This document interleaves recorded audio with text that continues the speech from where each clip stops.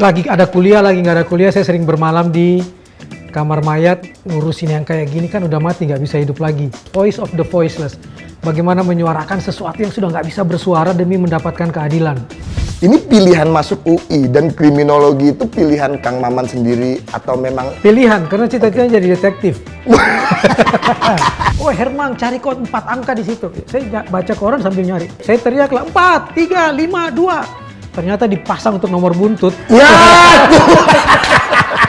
Kang Maman kan tadi kayaknya tuh citranya tuh baik banget. Citranya tuh kayaknya hebat banget.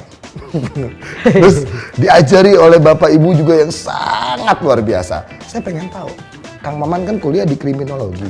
Pernah nggak sih Kang Maman melakukan hal kriminal?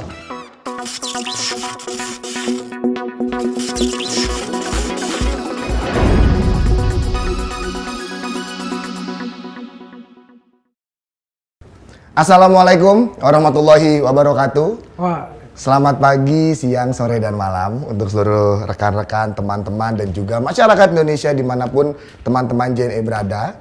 Dan kembali lagi bersama saya Reza Nugraha yang pasti masih dalam acara Podcast Untold Story JNE Punya Cerita.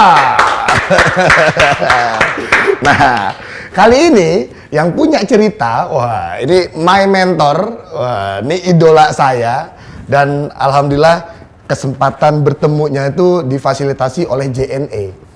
Ini teman-teman saya itu udah banyak banget yang bekerja sama dengan idola saya satu ini, mentor saya satu ini. Tapi hari ini saya berkesempatan berbincang-bincang, ngobrol-ngobrol, ngorek ilmu, nah oleh satu mentor saya ini. Saya mau mengutip terlebih dahulu satu filosofi hidup dari beliau. Ini kalau saya salah, mungkin langsung akan dibenarkan nih.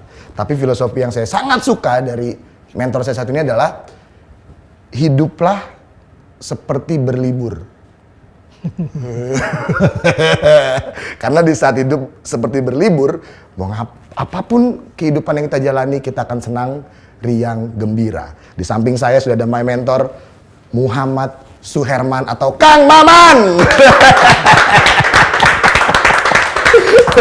Saya harus salim sebenarnya, tapi karena ini COVID jadi nggak bisa salim nih Kang. Kang, ya. Sehat ya? Alhamdulillah. Alhamdulillah. Fisik sehat. Alhamdulillah. Yang lain? Mana ada orang yang sehat di era pandemi secara psikologis. Gak apa-apa.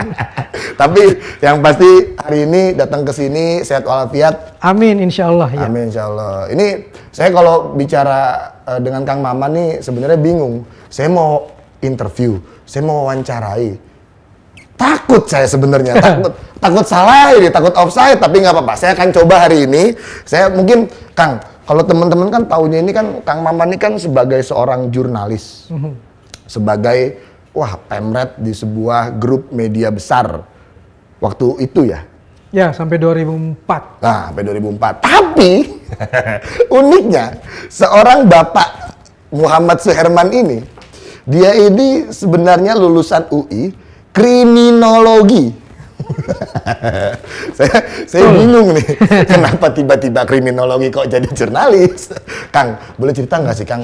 Awal pendidikan dulu mungkin Kang, biar kita bisa tarik garis merahnya enak nih Kang. Ya, saya kriminologi, saya prevention crime, bidangnya pencegahan kejahatan. Kemudian saya menyukai bedah mayat. Saya menyukai kedokteran forensik. Oke. Lagi ada kuliah, lagi nggak ada kuliah, saya sering bermalam di kamar mayat ngintipin kerjanya almarhum Munim Idris. Bagaimana dia membedah mayat, mencari sesuatu yang saya nanya, ini ngapain sih kita ngurusin yang kayak gini, kan udah mati nggak bisa hidup lagi. Oke. Cuma dia bilang ya voice of the voiceless, voice of the voiceless. Bagaimana menyuarakan sesuatu yang sudah nggak bisa bersuara demi mendapatkan keadilan. Nah, itu yang membuat saya kemudian terpancing untuk ya kalau gitu banyak orang yang nggak punya ruang untuk menyuarakan keadilan karena jauh dari media, orang biasa, nggak terkenal, nggak bisa naikin rating, nggak dapat viral gitu kan. Padahal dia butuh disuarakan. Nah, salah satu cara untuk menyuarakan dia apa? Menuliskan dia, menulis tentang suara dia, penderitaan dia, keluh kesah dia, harapan dia. Sejak itu kemudian saya memutuskan gue mau jadi penulis supaya bisa menjalankan perintah pertamanya agama saya, Iqra, bacalah, karena abis baca pasti kita harus nulis. Yes. Itu yang pertama. Yang kedua, ya itu voice of the voiceless, kasih suara untuk orang yang tidak bisa bersuara. Wow. Itu yang kemudian membuat saya betah di dunia jurnalistik. Di samping ini yang menghidupi saya. Bapak saya udah meninggal tahun 81, 82. Kemudian adik saya 4, ibu saya hidup dari pensiunan pensiunan seorang mayor waktu itu. Nggak mungkin bisa biayain kuliah di UI Jakarta dengan 4 adik. Ya ini yang menghidupi saya. Wah, tulis kuliah di UI 40.500 satu semester. Pada zaman itu? Tahun 84. Tapi satu kali nulis cerpen, satu kali nulis naskah di majalah remaja lah, misalnya sejenis Gadis atau Hai atau Mode, saat itu udah bisa dapat 75.000. Satu artikel nulis di Koran Merdeka, Panji Masyarakat, Berita Buana, macam-macam. 45 sampai 75.000. Tapi Kang, maaf. Aman kan hidup? Iya, betul. Tapi saya boleh potong. Saya boleh izin potong. Kang, ini kan orang juga taunya ini Kang Maman, ini kan berarti kan identik dengan Sunda. Dan ternyata saya juga mencari-cari informasi, Bapak Muhammad Suherman atau Kang Maman ini, itu lahirnya itu di Sulawesi, tepatnya itu di Makassar ya Kang ya? Ya. Betul ya? Ya. Jadi, coba boleh Kang kita... Ibu saya Goa. Oke. Ibu saya Goa, saya lahir di Makassar, besar di sana, SD. Bapak yang Sunda? Bapak ada Sundanya, dia orang Tanjung Sari, orang Sumedang. Dikasih nama M. Suherman, M. Suherman itu ya Muhammad Suherman. Betul. Gitu. Begitu pindah ke Sumedang, disuruh nama lengkap. Sebentar. Jadi sampai SMP kelas 2 di Makassar. Oke. SD Mangkura, favoritnya orang Makassar lah.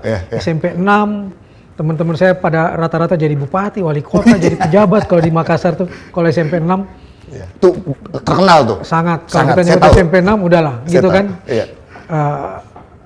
Ada juga yang masuk KPK gitu kan. Bukan masuk KPK, jadi pasiennya KPK.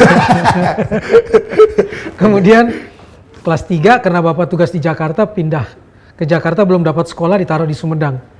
Taruh di Sumedang, kemudian ketika lulus disuruh nulis nama lengkap. Loh, saya kalau nulis nama lengkap ijazah saya kan berubah, saya bilang. Enggak, tulis aja M. Suherman udah. Berarti SMA ya? SMA di SMP.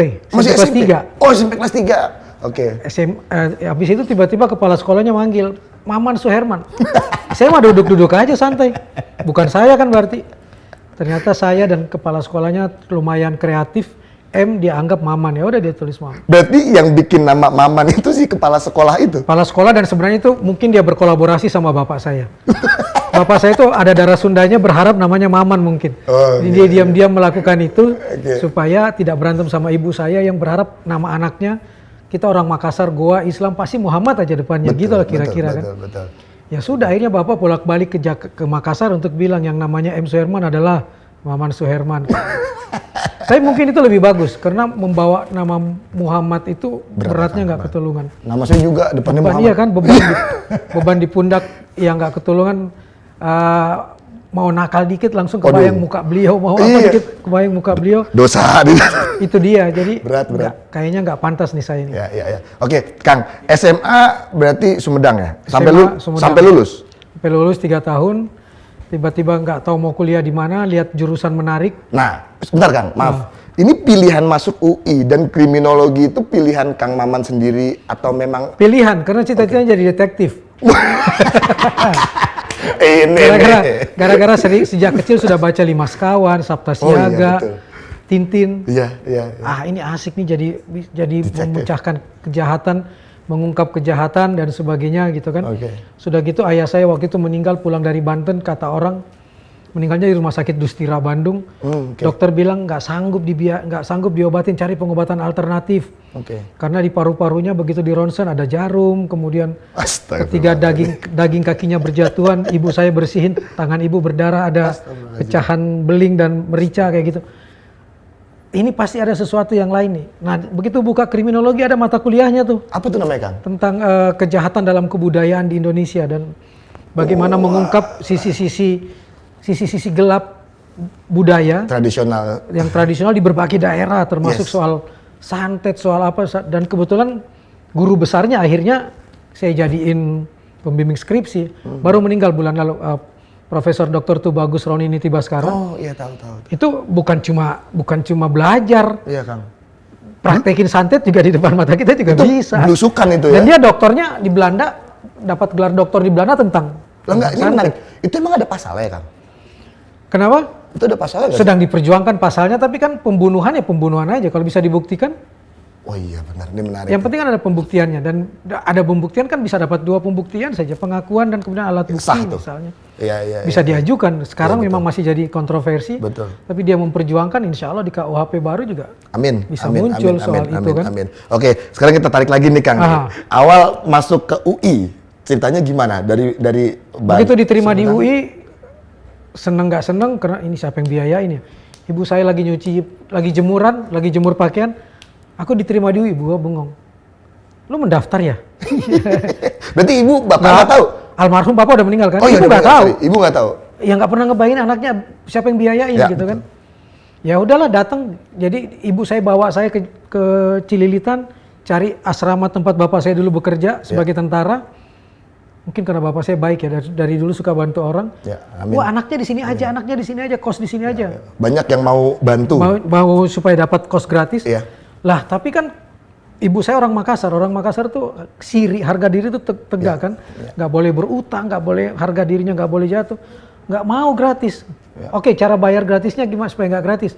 Saya yang ngasih kursus matematika aja ke anak pemilik rumah. Wow. Jadi 3 anaknya saya ajarin matematika, bayarnya kosan. Oke. Kayak gitu kan.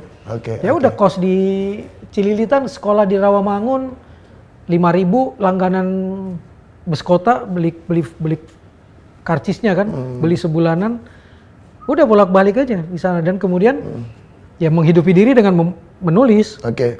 Nah, Kang, Dan Kang Maman tuh anak pertama kan? Anak pertama. Wow. Adik-adik gimana nih, Kang?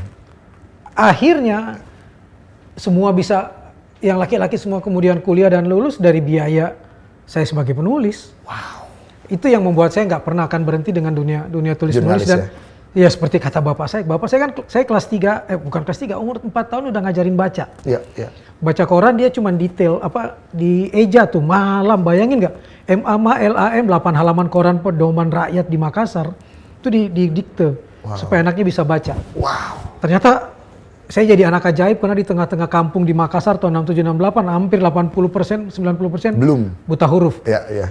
Nah saya anak umur 3 tahun, 4 tahun sudah bisa baca dan saya memanfaatkan itu sejak kecil. Wow. Jadi Amazing. kalau pagi-pagi atau siang saya bawa koran ke pasar di belakang rumah, berdiri di atas meja berteriak. Wow. Bukan berteriak, kukuruyuk dulu, kukuruyuk. Ayam jantan dari timur muncul karena itu kan Sultan Hasanuddin kan. Iya. Saya mau baca koran di tengah pasar. Semua orang terpesona, gile ada anak kecil tidak buta huruf dianggap anak ajaib. Wow. Taruh kaleng depan kaki saya kan. Orang masukin uang belanja. Serius? Jadi saya dapat uang sejak kecil. Jadi seperti pengamen cuma Membaca. Wow. Udah ikro di situ kan. Satu hari kaleng kongguannya 3, bukan 2 atau 3, pokoknya bapak saya ngintip dan begitu dihitung lebih dari gaji sebulan seorang tentara. Wow. Seorang bapak saya. Wow. Bapak saya bingung, ini anak kenapa bisa dapat duit sebanyak ini ya? Gue mau ngintip dia ngintip gak ke kantor. Ternyata memang saya dikerjain. Dikerjainnya itu disuruh baca koran, habis baca koran kemudian orang-orang teriak, "Oi Hermang." Orang Makassar kan panggilnya nggak bisa N kan? Eng belakangnya. "Oi Hermang, cari kode 4 angka di situ." Saya baca koran sambil nyari. Wait, 4 angkanya apa? 4 angka yang ada di koran itu. Entah itu tanggal, bulan, pokoknya disuruh nyari. Oke. Saya teriaklah 4, 3, 5, 2. Ternyata dipasang untuk nomor buntut. Ya.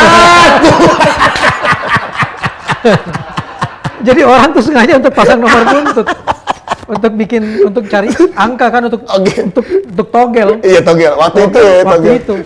Dan sering benar ternyata. Nah begitu benar, orang-orang bilang siapa yang menang harus mensakatkan 2,5% buat Herman. Iya. Akhirnya kotak itu penuh karena donasi 2,5% dari pemenang. Bapak saya marah. Gue kan ngajar anak gue untuk masuk surga, bukan untuk masuk neraka. Astagfirullah. Ditendang tuh meja ikan tuh ditendang, saya terguling, orang-orang dimarahin, dia tentara gaya. Iya. Semua orang takut saat itu. Siapa yang berani sama tentara? Diinjak kakinya aja diem. Zaman itu. Zaman Orde Baru. Bapak saya ngamuk. Iya. Satu hari ibu saya bilang, lu terlalu sering bantu tentara, sebab pasti tentara Siliwangi yang ditugaskan untuk memegang semua tiket orang tentara Sunda, tentara dari Siliwangi. Oke, koordinator. Yang mau pulang ke Jawa kalau mau libur, tiket kapal lautnya itu bapak yang pegang. Oh, bapak yang koordinator. Kalau bapak mau kaya mah gampang banget tuh di situ. Betul. Tiket 5 di aku 10 juga bisa misalnya kan. Iya. Ini malah merugikan karena kadang-kadang kapal telat datang karena ombak sangat kencang. Orang-orang tentara malah bermalam di rumah dikasih makan sama bapak. Ibu saya kehabisan uang. Oke. Anak lu butuh susu. Ini duit habis, gaji lu belum dapet. Bapak saya bilang tenang, besok saya cariin. Bapak saya masuk ke kamar, saya ketok, man cari kompat angka di kamar. Akhirnya bapak ikut pasang. Ya Allah. Dan menang. Dapat kan? Menang. Kode kertasnya taruh di bawah tempat tidur. Pagi-pagi ibu saya lagi bersihin tempat tidur, ketemu kertas. Marah lagi. Wah. Perang Badar pertama yang saya lihat itu perang di situ antara bapak sama ibu. Lu yang ngajarin anak lu nggak boleh ini, lu sendiri yang pasang. Astaga. Bapak saya diem tuh. Sampai bapak saya meninggal 15 Januari 82, saya nanya sama mama. Pernah nggak, masih ingat nggak cerita ini? Pernah. Kenapa mama marah? Iya karena bapak lu ngajarin nggak bener sama diri lu. Ini juga karena mama minta uang susu loh. Baru saat itu kemudian ibu tuh paham dan kemudian saya jadi tahu betapa laki-laki tuh kadang-kadang lu nggak perlu tahu deh, pokoknya gue dapet untuk anak, untuk istri, untuk keluarga, tegasnya seperti itu kan. Tapi gara-gara cerita ini ibu saya itu masih, bapak saya meninggal, ibu saya masih 33 tahun, saya kan dengan ibu cuma beda 14 tahun. Oke. Nggak mau nikah lagi, nggak mau pulang kampung ke Makassar, pokoknya harus di samping di samping makam bapak di Sumedang. Sampai ibu saya meninggal kemarin 12 Juli 2020, nggak nikah-nikah sampai itu karena kesetiaan. Banyak cerita tentang kesetiaan bapak yang kemudian dia tahu dan kemudian gue nggak mau lepas dari bapak lo kayak gitulah. Luar biasa. Tapi wah ini benar-benar untold story dari seorang Kang Maman dan juga keluarganya. Tapi Kang, saya pengen coba masuk ke dunia profesional Kang Maman nih Kang. Pertama kali itu Kang Maman secara jurnalis profesional ya Kang? Yang benar-benar in-house atau digaji secara profesional itu masuk kemana sih? Tahun kedua saya masuk ke sebuah divisi majalah. Dulu ada majalah Ria Film, Mahkota, Rias, majalah perempuan waktu itu di Jalan Garuda. Bolak-balik, ngedit, ngetik. Ada ibu-ibu, saya lupa tahun berapa ya, ada ibu-ibu yang memegang media tersebut. Yang sering, yang pokoknya yang gaji saya lah. Iya. Dan kemudian saya baru tahu ternyata ibu tersebut ibunya Agnes Monica. Setelah suatu saat nanti kemudian tahu. Di Nova tuh gimana Kang? Awalnya tuh ditarik langsung sama Kompas atau Kang Maman yang ada teman yang ngajak ke situ. Teman kali suka lihat ini anak kasihan banget ya mukanya melas melulu nih. Ini lo kerja sama gue gitu kan. Ditariklah ke sana. Kemudian dipindahkan ke tabloid yang dulu dibikin oleh almarhum Arswendo Atmowiloto. Saya kemudian alhamdulillah jadi pemret termuda, 27 tahun saya udah jadi pemimpin redaksi. Saya mau pindah, lu udah pemret kan, 8 tahun udah enak, apa yang kurang? Apalagi dicari. Iya. Nah sebentar Kang, maaf saya potong. Avikom itu kan memang khusus program-program TV kalau nggak salah. Produksi dan, waktu itu kan? Dan biro iklan. Oke. Itu kemudian iklan, akhirnya bisa bikin, saya narasinya saya dianggap kuat di situ kan. Termasuk kemudian menciptakan dulu acara lomba lawak pertama yang belum ada tuh, yang seperti sekarang belum pakai vote dengan handphone, belum ada handphone. Meteor Kampus membuat tertawa orang ala kampus itu. Lomba lawak mahasiswa. Lu cagur tuh ya kan? Stand up segala. Akbar tuh salah satu lulusan. Akbar sama Cak Lontong? Yang dengan Cak Lontong itu. Ada beberapa lagi, kemudian bikin Dream Band sama majalah Hai yang kemudian Kang Maman. Yang bikin acara TV-nya saya. Programnya? Yang bikin lombanya majalah Hai, yang tayangin TV7. Tahu.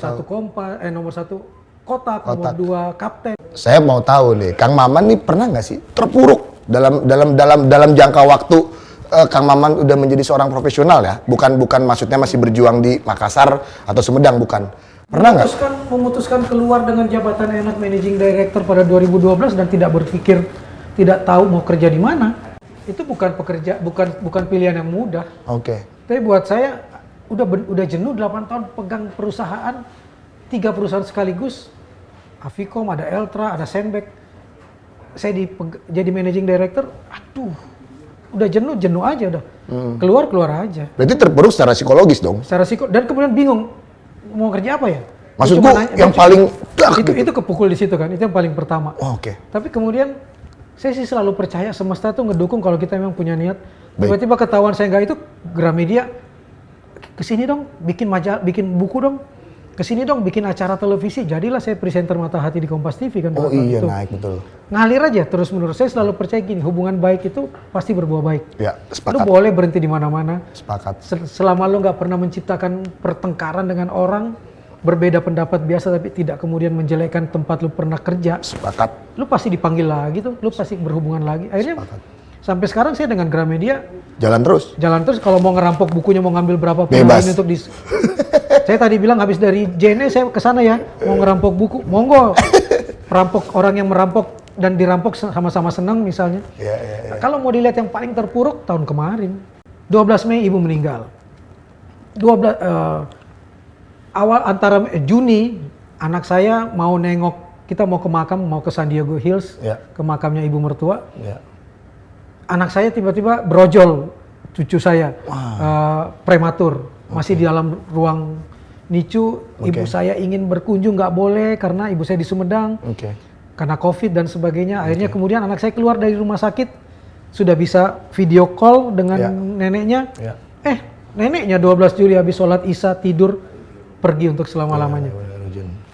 Dua orang terbaik buat saya, dua orang yang selalu mendorong saya untuk seperti sekarang.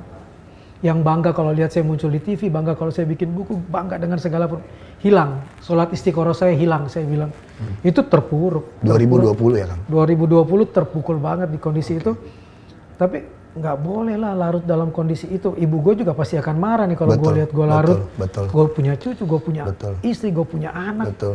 Akhirnya justru di 2020 puncak produksi saya bisa menerbitkan 8 buku. Wow. Termasuk buku kenangan tentang almarhum ibu. Dan diterbitkan oleh penerbit-penerbit besar, penerbit mayor. Jadi ya dibalik keterpurukan itu kan tiba-tiba ibu saya bilang, lu katanya kan senang libur. Iya, lu berlibur aja, tapi liburnya itu lu hilangin huruf L, hilangin huruf R. Berarti ibu. Nah, jadikan ibu ini sebagai inspirasi lu yang nggak boleh mati. Nah, caranya untuk bikin dia nggak boleh mati, lu hidupin terus ibu lu. Makanya gue bikin dengan buku, gue bikin puisinya, gue bikin ceritanya. Jalan aja. Dan alhamdulillah. Tepuk tangan dulu. Ngalir aja kan. Oke. Jadi saya nggak pernah menganggap ibu saya udah nggak ada. Anytime saya mau ketemu aja. Sepakat. Nah, Kang, kalau saya boleh ya, bukan untuk membuat Kang Maman juga bersedih atau gimana ya Kang.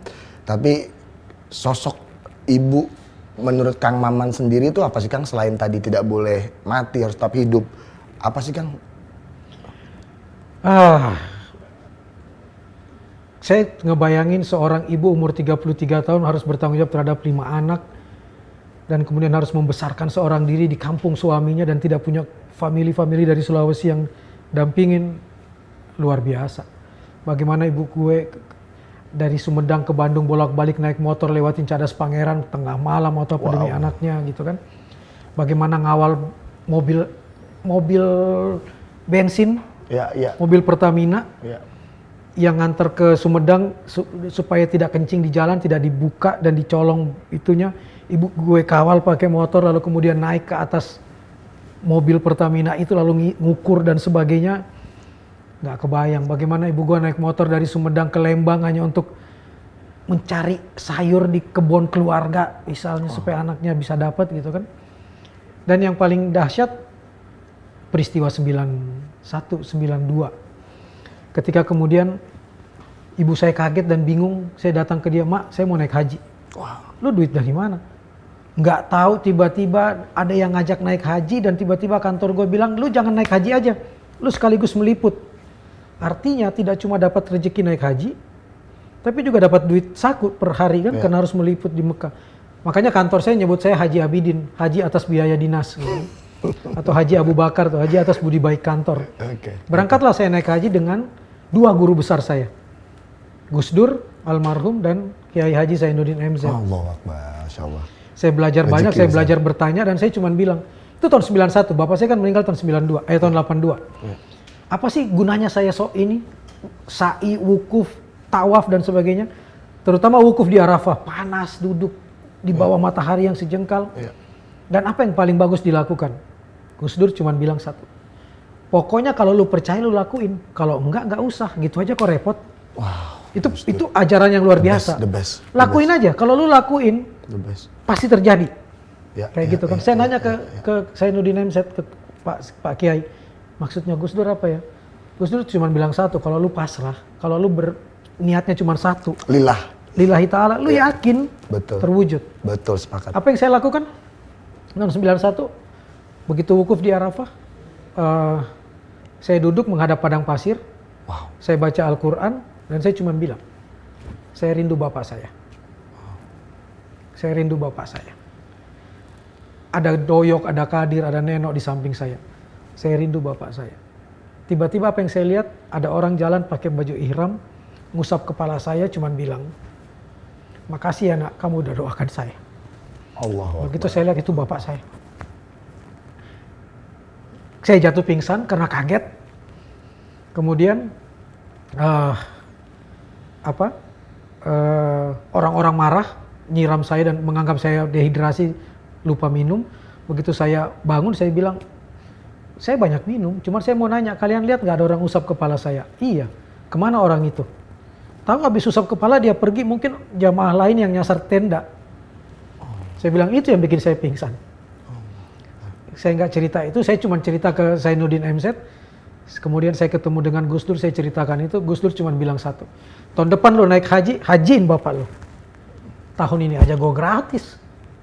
Gimana ceritanya gue tahun depan naik haji? Berangkat lagi gue dengan gratis. Berangkat lagi dengan gratis, ibu yang ingetin. Hajiin bapak lo ya. Doakan bapak lo, bukan gue. Karena bapak lo tuh pernah bilang, kalau gue meninggal jangan mewahkan makam bapak lo, tapi mewahkan hati ibu lo. Itu gue ingat banget. Nah, ya udah gue naik haji. Di sanalah kemudian gue cuma berdoa satu, gimana caranya ya? Bukan gue aja yang naik haji, tapi ibu gue. Tapi kan gue nggak punya duit. Terwujud tuh. Dan di situ gue lihat ibu gue luar biasa bahagia. Alhamdulillah.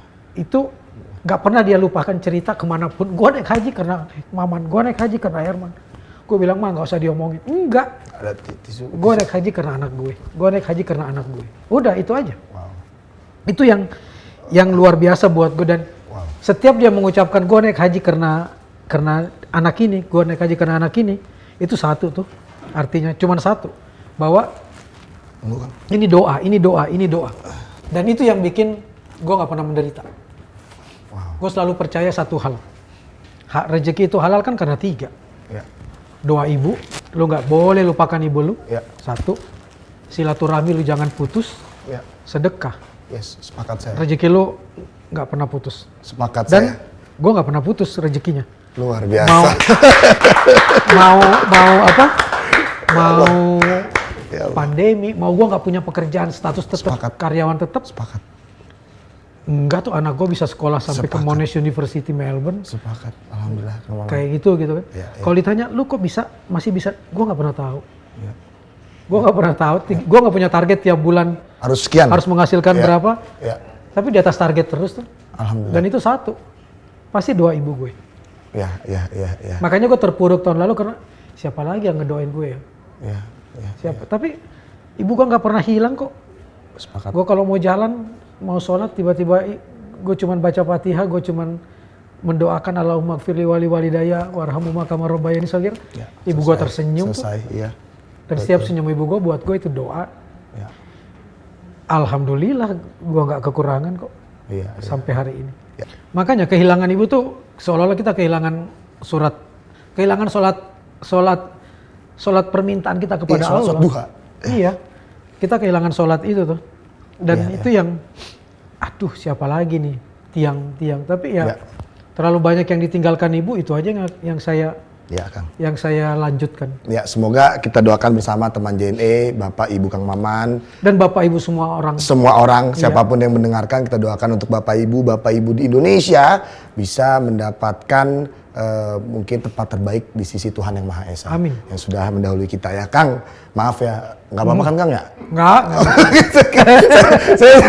Ya. Tapi Kang Maman, kita sekarang bergeser ke pribadi Kang Maman. Ya. Nah, ini terakhir nih Kang, sebelum kita closing. Kita ketawa-ketawa lagi dulu ya, boleh ya. Tapi respect Kang, sekali lagi untuk ceritanya, terima kasih Untold Story-nya sudah mau dibagikan di podcast JNE. Nih terakhir Kang Maman kan tadi kayaknya tuh citranya tuh baik banget. Citranya tuh kayaknya hebat banget. Terus diajari oleh Bapak Ibu juga yang sangat luar biasa. Saya pengen tahu, Kang Maman kan kuliah di kriminologi. Pernah nggak sih Kang Maman melakukan hal kriminal atau kenakalan atau kebandelan selama hidup Kang Maman? Sangat banyak. Apa Kang, coba Kang? Yang paling aja deh. Gini deh, saya bikin skripsi 2 tahun tentang sindikat perdagangan manusia, trafficking. Oke. Tentang perempuan yang diperjualbelikan kepada perempuan, pelacuran lesbian saat itu. Yes. Loh, saya 2 tahun masuk di dalam situ menyamar sebagai sopirnya kok. Serius? Tanpa Kang? pernah ketahuan. Segitunya? Luka di hidung saya ini kan tusukan pisau dari air waktu hampir dibunuh. Karena hampir ketahuan. Ada di kehidupan malam, siapa yang bersih, itu loh misalnya. Gue tahu banget bagaimana semua sindikat melakukan perbuatan apa saat itu. Ya. Tidak membongkar kasus itu saja kan sudah sebuah kejahatan buat saya. Iya benar. Itu satu. Banyak kenakalan yang kemudian saya lakukan yang benar kata Allah.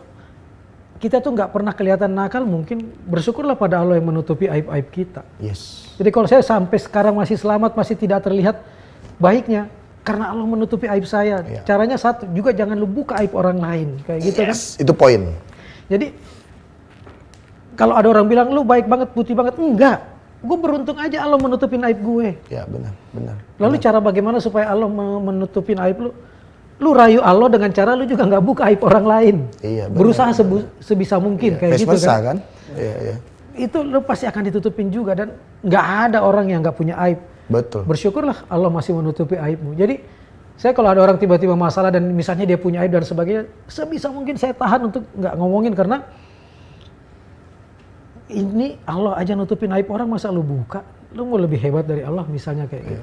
Bahwa saya pernah juga membuka aib orang ketika jadi wartawan, iya. Ya. Tapi saya tahu betul bahwa saya tahu batas bahwa ini ruang pribadi orang, nggak ada urusan lu sama, nggak ada urusan publik, ngapain lu ikut campur? Ya. Walaupun itu mungkin berita benar, dia bercerai, benar. Fakta. Apa urusannya dengan publik?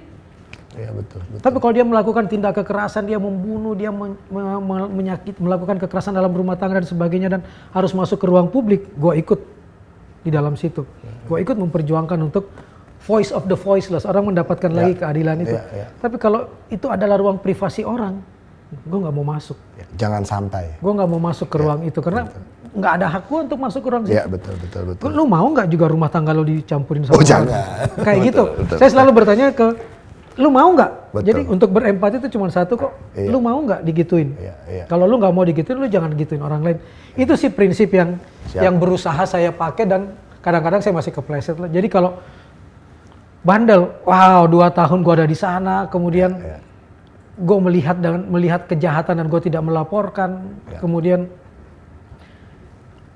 gue masih berapa kali melanggar lampu merah, masih berapa kali, selama hidup Kang, masih pernah gue ditegasin oleh sebuah tempat kerja dengan misalnya uang hotel 500.000. Uang hotel 500.000. Dipakai 300. Gue cari yang hotel yang bisa 300 dan gue bilang tulis 500.000 ya, karena memang itu jatah gue. Soalnya itu jatah gue, padahal kan harus jujurnya lu berapa? 300 ya 300 aja. Betul, tapi itu karena gue yakinnya itu jatah gue 500, boleh nggak lu tulis 500, ntar gue kasih lu 50, gue 150. Gue pernah lakuin itu. Tapi kemudian, itu gue ingat, gue catat, gue coba keluarin itu kembali supaya anak gue nggak ikut merasakan uang haram itu misalnya. Betul. Gue berusaha untuk itu aja. Jadi kalau orang bilang, lu sekarang pemurah, man. Bukan pemurah, gue mengembalikan dosa-dosa gue. Nyuci. Gue cuma mau nyuci. Jangan sampai masuk ke perut anak gue. Betul, itu aja sih. Udah lunas nggak, man? Belum. Gue masih banyak. Gue masih harus melakukan. Jadi kalau lu bilang gue pemurah, enggak. Gue mengembalikan milik orang. Gue cuma mengembalikan milik orang. Jangan hitung itu sebagai Kang Maman baik banget, enggak. Luar biasa. ini filosofi yang harus saya tanamkan juga nih di. Tapi itu juga karena gue belajar juga dari banyak orang, termasuk belajar dari JNE, dari Pak Ferry yang ketika gue dialog dengan beliau cuma bilang, prinsip kami cuma 3, berbagi, memberi, menyantuni. Sebisa mungkin di kondisi apapun lu berbagi, memberi, menyantuni. Lu pakai tuh Quran surat Al-Maun tentang bagaimana menyantuni yatim piatu dan fakir miskin. Betul. Lu pakai tuh Al-Baqarah 261. Ya. Bagaimana kalau lu tanam 1 tumbuh 7 tangkai dan setiap tangkai tumbuh 100 butir. Jadi berbagi itu nggak akan mengurangi, bahkan nambah. Dan ternyata gue ngerasain bahwa gini deh, lu punya duit 100 atau 10 ribu deh. Tadi pagi deh gue bukalah, gue riak lah misalnya. Tiba-tiba ada anak kecil lewat bawa karung dan gue tahu itu pemulung. Tiba-tiba gue panggil aja, ini anak polos banget ya, gue panggil sini deh. Gue ngeluarin duit 10 ribu, gue dapatnya 1 juta. Ketika dia lihat gue tersenyum dengan binar bola matanya yang dahsyat banget. Seperti dia nerima uang 1 juta, lu lihat mata dia, lu ketemu surga lebih mahal dari 10 ribu itu. Begitu gue lihat itu. Di balik pagar nih gue lihat dia tersenyum dan ngucapin makasih pak. Gila, itu malu nggak bisa hargain. 10 ribu tuh kecil, tapi lu lihat surga berbinar di mata itu, lu ketemu tuh sinar jannah itu, sinar surga. Kecil uang 10 ribu nggak ada artinya. Coba deh lakuin itu. Lu bagi, misalnya marah pada orang yang tidak pakai masker, lu cuma dapat marahnya. Betul. Tapi begitu lihat orang pakai masker, lu makanya kemana-mana bawa masker lebih dari 1 deh. Lihat orang nggak pakai masker, lu kasih. Lu lihat muka dia, harga masker lu nggak ada artinya. Luar biasa. Harga masker lu nggak ada. Itu sih. Kang. Jadi lu mau cari surga, nggak usah jauh-jauh. Di depan mata lu ada. Wah bener nih my mentor nih, Kang. Aduh, thank you banget Kang. Sama-sama. Ini mungkin kita nanti akan ada episode kedua dengan Kang Maman. Karena masih banyak menurut saya yang bisa kita gali bersama teman-teman. Tapi yang pasti tadi kutipan terakhir sebelum kita masuk ke express question, berbagi tidak akan mengurangi. Itu aja. Tanami di diri kita semua, teman-teman JNE dimanapun kalian berada. Karena saya yakin pengalaman Kang Maman dan teman-teman semua dengan berbagi, kalian sudah merasakan impact besarnya di kehidupan kalian. Gitu ya Kang ya. Terima kasih Kang Maman. Nuhun, sami-sami. Seperti biasa, kita akan berikan Kang Maman express question. Ini ada beberapa express question. Saya punya 2 express question yang saya simpan. Ini saya pengen tahu jawaban. Saya nggak mau lihat data. Iya, jangan lihat Kang. Jangan lihat Kang. Kang, yang pertama, detektif atau wartawan? Detektif. Mimpi gue nggak terwujud. Dari awal masuk UI pengen itu ya Kang? Oke. Tapi kalau lu nanya wartawan atau penulis, gue pilih penulis. Oke. Nextnya nih, banyak ilmu atau banyak saudara? Banyak saudara. Banyak saudara. Kenapa Kang? Karena saudara itu gudang ilmu. Lu dapat saudara, lu dapat Konkret. ilmu. Lu dapat ilmu belum tentu lu dapat saudara. Lu jadi sombong bisa. Konkret. Makassar atau Jakarta? Makassar. Makassar atau Sumedang? Makassar. Oke. Dari Dengan saya segala mau pada saudara saya yang di Sumedang. Iya. Sumedang adalah tempat kedua lah. Yes, dari saya Kang. Menulis atau membaca? Membaca. Kenapa Kang? Kenapa? Menulis itu membaca berulang-ulang. Kalau lu nggak bisa membaca, nggak suka membaca, lu nggak bisa menulis. Jadi yang pertama harus dilakukan adalah ikro. Allah aja nggak merintahin orang pertama kali sholat, zakat, sedekah, naik haji, pertama ikro, bacalah. Udah, Allah aja ngomong gitu, masa gua harus langkahin? Iya benar. Karena gua tahu pasti ada misteri di balik itu. Yes. Terakhir, mendengar atau didengar? Aku paling suka mendengar supaya dapat ilmu. Kalau didengar, lu nggak dapat ilmu. Luar biasa. Bapak Muhammad Suherman. Thank you. Kang Maman, terima kasih banyak. Ini teman-teman JNE, silakan kalian tonton sampai habis. Jangan sampai nggak nonton sampai habis karena banyak isinya, banyak dagingnya di sini. Jangan lupa juga subscribe YouTube channel JNE karena kita akan ada hadiah spesial. Nanti ada pertanyaan di caption. Nanti akan ada hadiah dari smartwatch, smartphone, smart TV dan masih banyak elektronik lainnya. Persembahan JNE untuk seluruh teman JNE di seluruh Indonesia. Sekali lagi teman-teman, thank you juga untuk mos.original untuk supportnya. Dan yang pasti teman-teman tetap stay safe, stay healthy, and stay connecting happiness. Wassalamualaikum warahmatullahi wabarakatuh. Thank you.